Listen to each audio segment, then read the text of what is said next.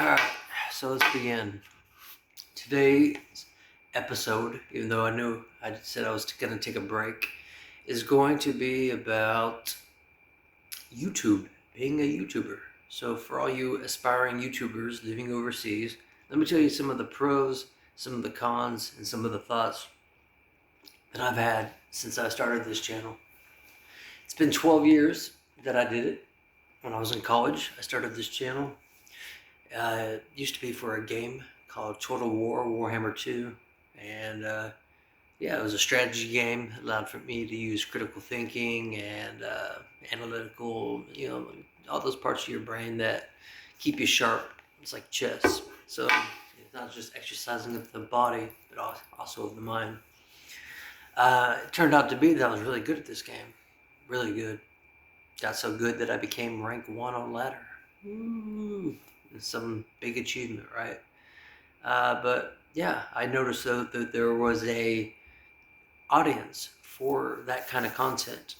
So I started posting, and for the first year or so, that's what my channel was about. I was going to college full time, working full time, and struggling between being homeless and not having food, and yet still trying to finish my degree, all so that I could get to the ultimate goal, which is Vietnam, which was my last. It's like the roll of the dice. You got one last one at the at the craps table. That was my last gamble. We'll just say my last chance. So things that I've learned after it became a travel channel, after it became a channel about Vietnam, was that one, do it for yourself.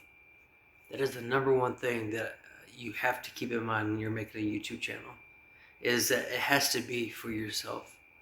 It can't be for the views. It can't be for the subscribers. It can't be for the likes. You can't find validation through other people. I made that mistake a few times. Who doesn't? Your first 100 subscribers feels like the greatest, payday, the greatest day. When you hit 500, you're like, holy cow, I'm gonna be, rich. I'm gonna have millions of views. But then when you really think about it, it's there's a lot more harm that comes from it than good, unless you really have enough discipline to use YouTube as I think it's meant to be. So let me give you an example, okay? There is a lot of mean people on the internet. Shocker, right? A lot of trolls. There's a lot of people who are gonna hate your success. There's a lot of people who will just hate you. They might say, "Oh, I don't like your hair," or "Hey, I don't like your beard." "Oh, hey, I don't like you just because the way you talk." And they always want to talk crap. They always want to bring you down because they always hate their own lives. People hate what they don't have, and they like to bring others down. Everybody knows that. We've learned that since what, fifth grade? Well, multiply that by like 20 when you're on YouTube. Any amount of happiness or success or just a good moment that you generally put out there, I'd say 95% of the audience are going to be good people. Are going to be, get more comfortable, are going to be people who will be supportive of you and generally interested in the kind of content and your journey, your experience. But there's always going to be a small group that just resents you for being who you are. That could be a little bothering. If you have thin skin, it can bother you. Here's what I suggest you do. You could prove a point 2 different ways. One of them is you just hide their comments. So let them think that they're commenting, but nobody reads it.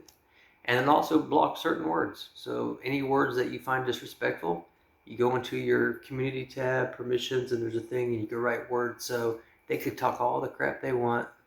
I never see it. You never see it. And yeah, it's a good way of just saying F you without them ever knowing. So remember, like I said in the beginning, YouTube is for you. It's not about the validation you get from others. It's not about flexing how good or bad your life is. For me, YouTube is about 2 things, I'd have to say. It's about journaling, a journal, a proof of my existence, the story of my life, um, something that I will leave behind since it's just me. And number two, it's to help others. I like to say young bucks. I like to think that I've earned the title of old timer by now. I think there's enough gray in my beard that I could go by old timer. I've been around this earth a pretty long time. Enough where I think I can impart some wisdom onto you to the youngins about, hey, look, life freaking sucks. Life is you know what? People are shady. Money is freaking hard to get. Food is hard to get. Purpose is hard to find. Girls will break your heart. In girls' case, guys will break your heart. I mean, like, family members will die. Friends will die. You'll see people die. I mean, it's just depending. Any military guys out there, you know what I'm talking about.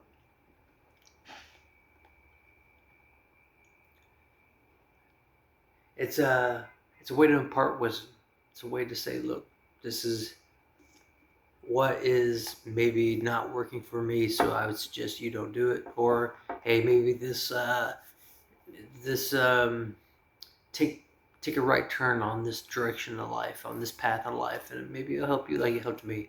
For example, I needed to leave America. I needed to leave. Why I needed to leave is something that's very personal to me. Um, I've hinted at it. I'm not going to tell my whole life story on the internet.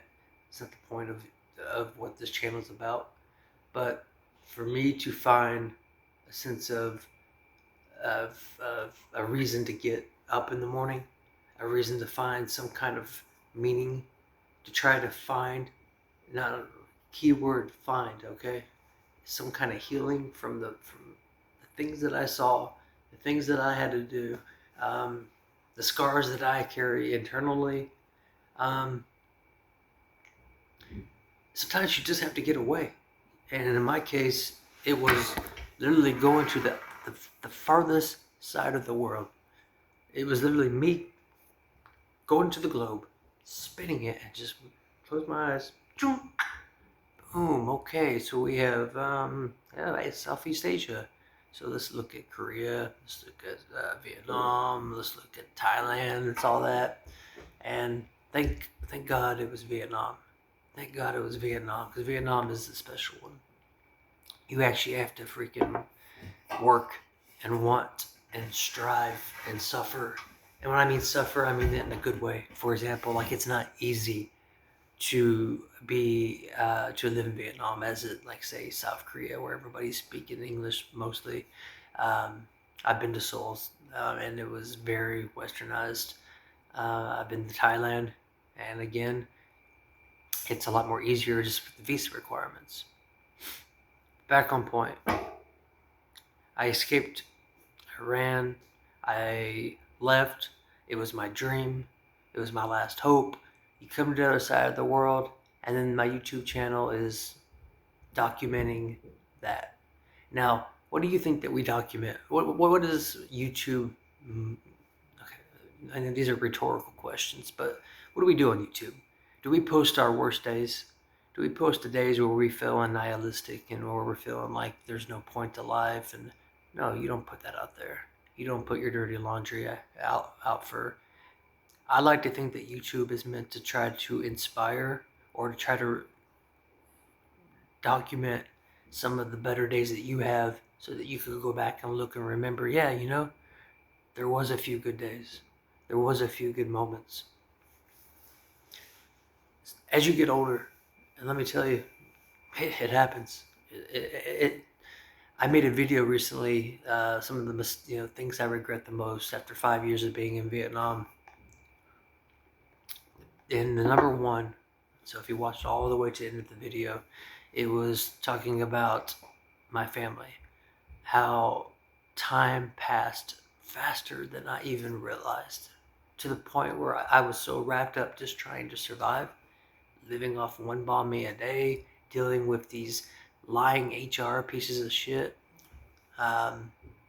lying with companies, stealing my money, just trying to just repair the damages, and if there is even is such a thing, trying to navigate a whole new culture, trying to reinvent who I wanted to be, a thousand things. Okay,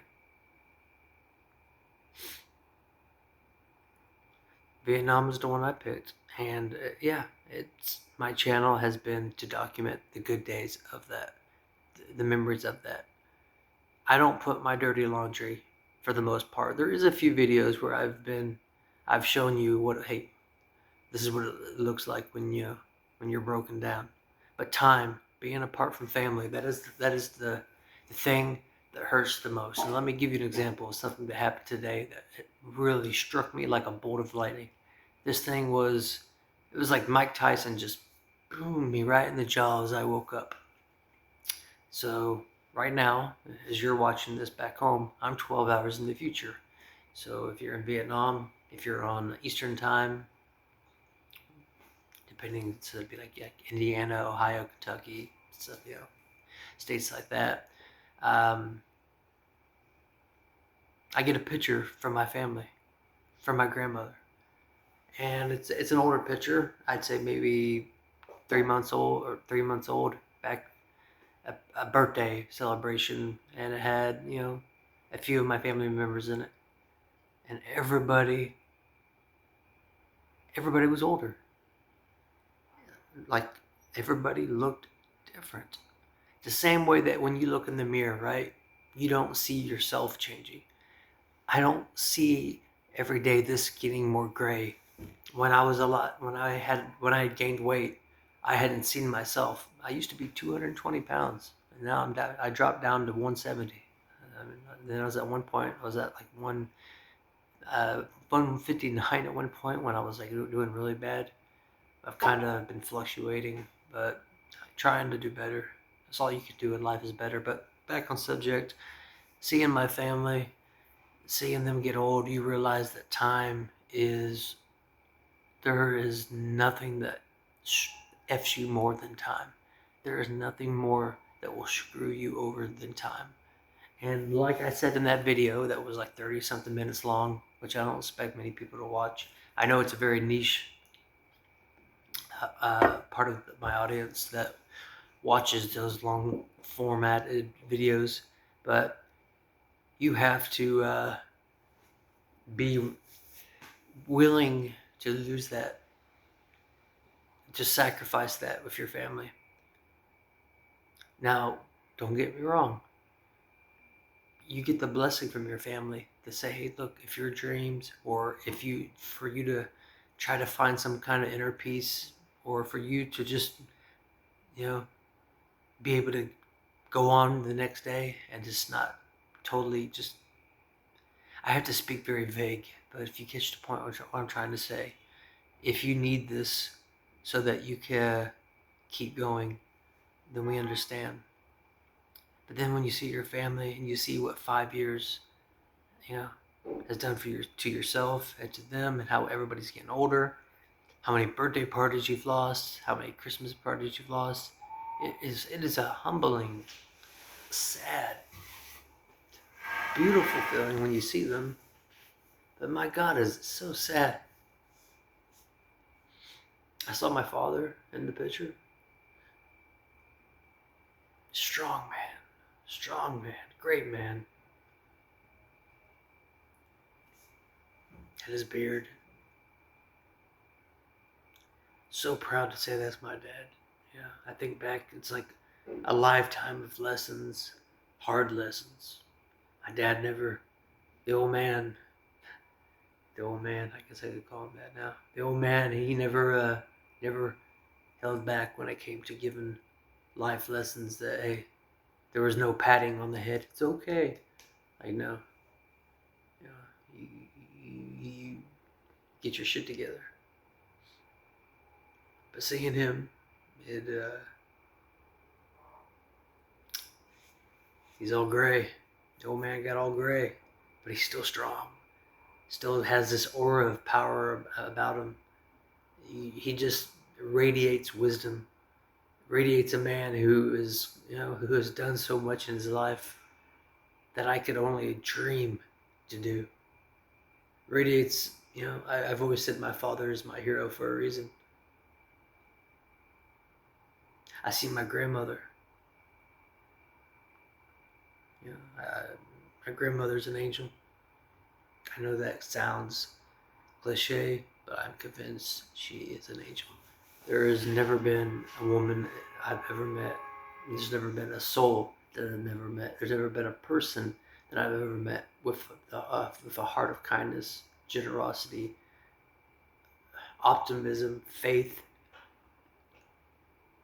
hope. Just this bright light in this dark world, like my grandmother. My brother, I see him happy, growing up, family. I see, I see my family. I'm not gonna name everybody. And it was like Mike Tyson. Be prepared when you do this life to realize one day you're gonna have to ask yourself, was what you gained, the experience, which granted is a once in a lifetime kind of experience. You come out here, you live on the other side of the world, not as a tourist, and all you tourists and all you expats that stay in expat bubbles that hate me because I call you out on being weak, eat it, okay? Yes, it, no, not tourists. Tourists, okay, if you're a tourist, it's cool. You expats, you fellow expats that hate me because I call you out on staying on expat bubbles, once again, eat this, okay? I don't want to be in your expat bubbles. I don't need to be in your expat bubbles because you're all a bunch of freaking morons. And I know you like to talk smack at me, so bring it back on. The fact is, you wouldn't last a year out here by yourself like I did. Because you need to stay around other Westerners. You need to have your shopping malls. And you need to be able to speak in English and blah, blah, blah. So why don't you go eat a freaking beep? Okay? What was I saying? What was I saying? You need to understand that, the cost. All right, so this is a once in a lifetime thing, right? This will change your life. It will humble you. It will aid you with wisdom, with life experience, with perspective. That is the number one thing that I've gained. I would say my coffee's getting cold. I've gained perspective. My perspective on life is vast, has vastly increased since what it was back before I came here, when I was just living in America, surrounded in that little sphere of influence, to when you actually travel the world, you realize just how small and insignificant you are. And I know people say that, but it's one thing to hear it, and it's another thing to experience it. You are just I am just a cog in a cog of a cog of a cog, and we're an ant colony of another ant colony.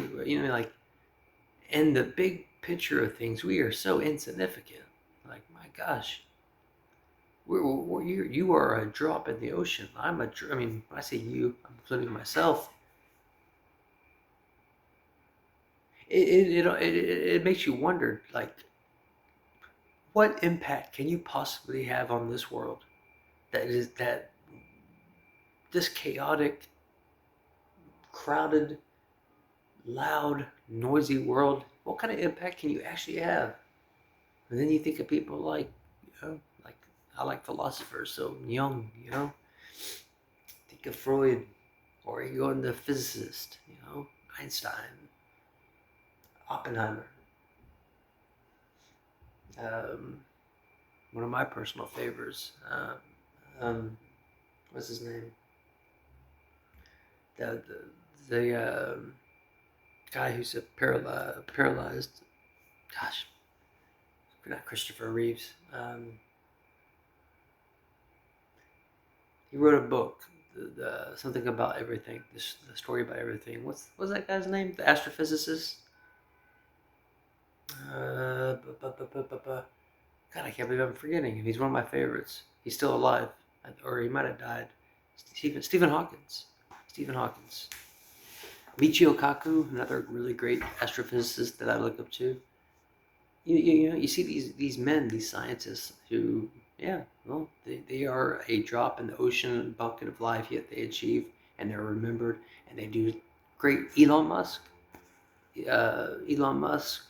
take away the politics, you know, whatever. I don't care if you're a lefty, a righty, whatever. When you, and that's another thing too, when you travel to the other side of the world, politics really stops mattering to you in the sense of like, yes, you obviously don't want somebody like, okay, I don't want to alienate half my audience, but you obviously don't want your country going a certain direction. You obviously like a president who's coherent and can tell Zelensky to go, you know, kick rocks and kick him out of the White House, which was so cool, by the way. Like, yeah, get your little midget punk ass out, you know. But you know, shout out to all my Russian friends, Polina, out there in Siberia, Sergey. Shout out to you. I don't know where you're. He's probably in Vietnam still.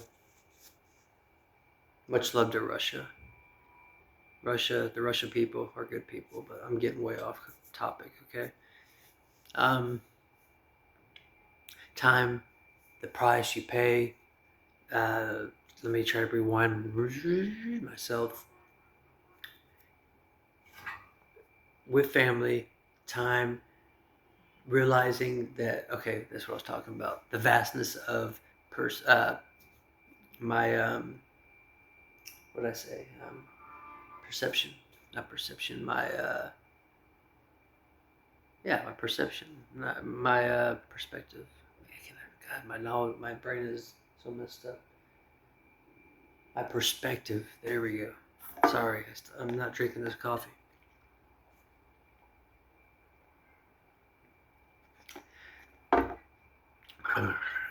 My perspective, okay? My perspective. When you come out here, you realize so many things, and you have to stay out here. And the more time I spend in this life, immersed in this life, immersed living this life, not in little expat bubbles, not living in little freaking communities where we have poetry night, where we talk all in English and we eat only English food and we post selfies. Yeah, calling all you freaking expat bubbles again. Once again, eat these, okay?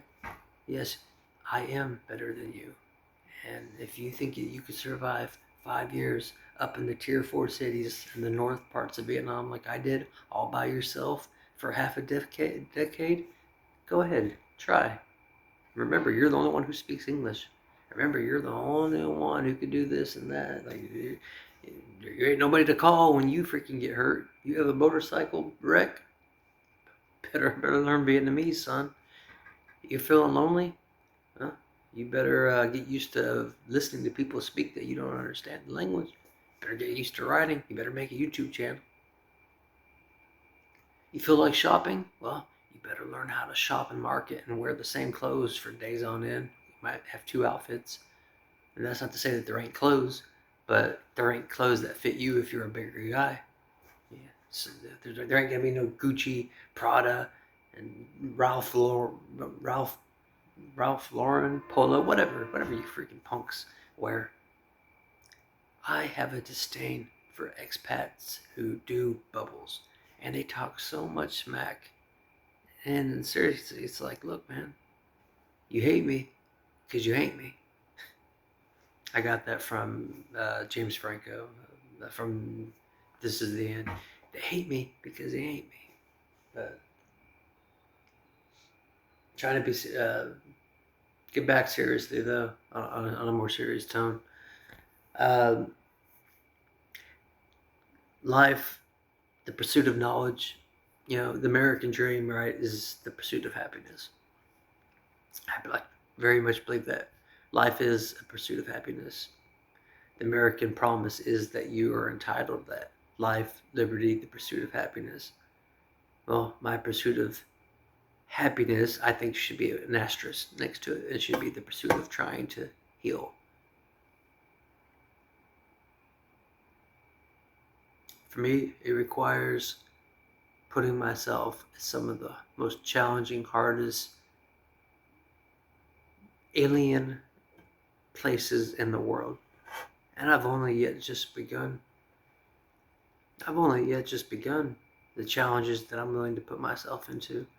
For some, uh, for some, I don't know exactly what to gain from it. Like, for example, I would like to go to the coldest place on earth and just live there. Siberia, where it's negative 70 degrees, something. Just, just to feel that pain, just to see the contrast between, okay, this is the pain that I'm in every day, emotionally, physically, from my past, and now the pain of just that bitter cold. Or maybe go, to freaking, I don't know, wherever. Um, you only get perspective when you put yourself in situations which hurt. I've really gained that understanding that if you want to deal with what hurts, you need to face something that hurts more. You can't just repress it. You can't just forget it. You just have to put up with it and put yourself, challenge yourself, push yourself. But anyways, I'm going way off track. I'm doing another long format video. Just okay. Let me wrap this up.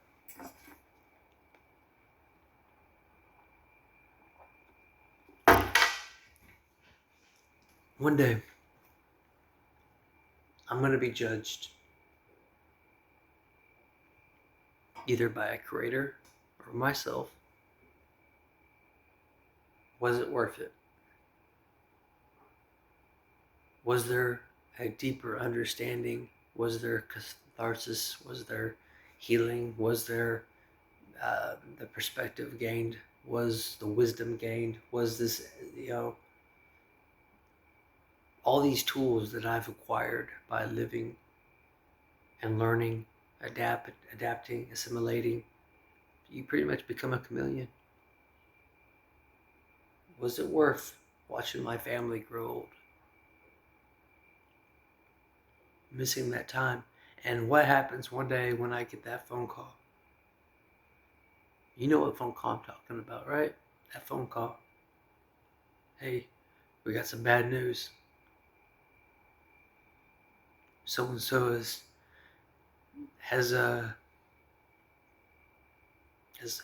gone.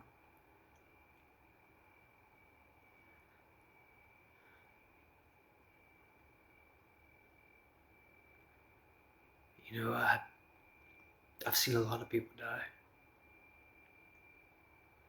A lot of people die. I've seen literally the light go out in their eyes. It's true.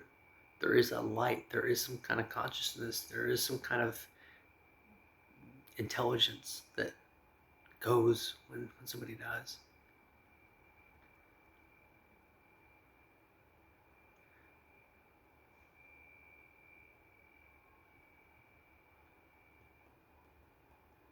Imagine that happening when you're on the other side of the world. You get that,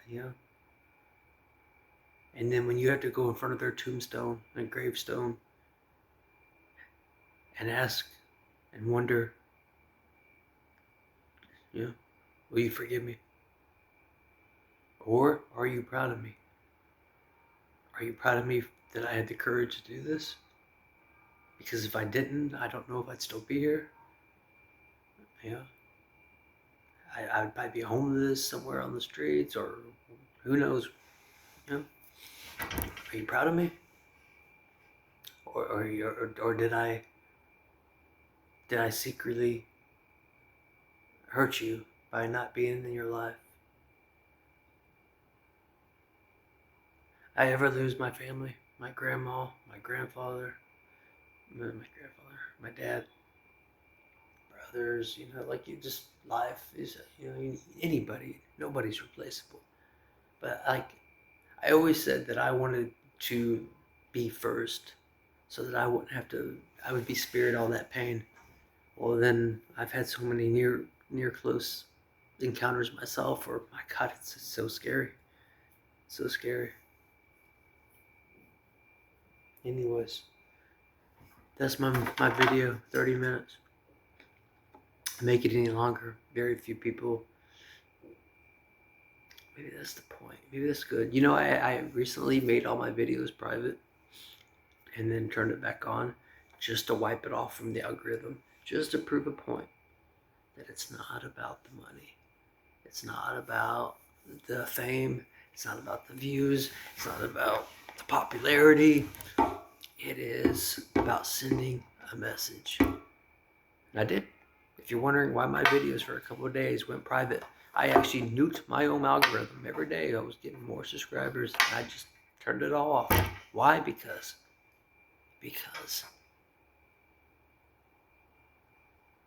And now those videos aren't getting any views. Now I doubt I'll ever get to 1,000 subscribers.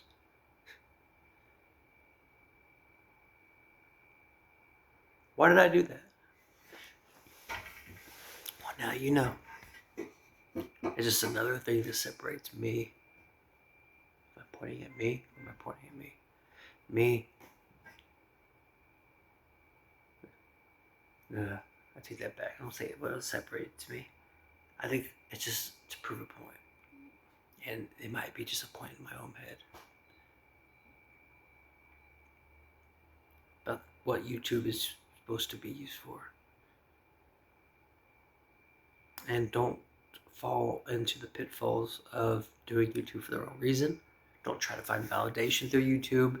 And don't listen to the haters. And my God, like I said, people will hate you. They'll be jealous of you. Let me guess. Hater, the troll who's getting ready to comment. Oh, I'm really jealous of that greasy hair of yours. I've heard that one so many times. Let me think of another one. Oh, yeah, you really sound like somebody who's happy in life. Da, da, da, da. Let me think of another one. How about you do an IQ test and divide it by da da da da? Or number 4, you sound like a backwater freaking John Wick. Blah, blah, blah, blah, blah. Or number 5, bro, are you delusional? I mean, I've heard them all. So, do you have anything new? No. And it's always other expats. It all started when I rejected them at the beach.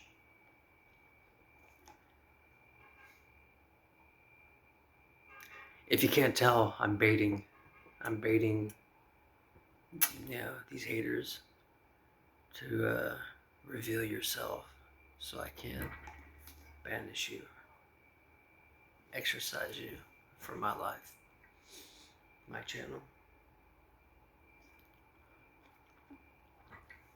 Also, I felt like trying to impart some wisdom into some of you who are struggling too. Okay, let's end this video. I think I've made enough points for tonight. I like these longer form videos where I could just go on and just talk what's on my mind. It's cathartic. Obviously, it's the censored version of my life. I always keep my marbles close to my chest. You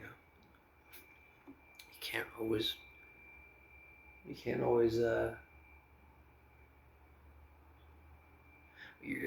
you, the audience, which I'm very thankful that you choose to spend your time listening to my videos. Obviously, you're not my therapist, but I like to think of you as my invisible friends is too much a stretch, but my invisible companions.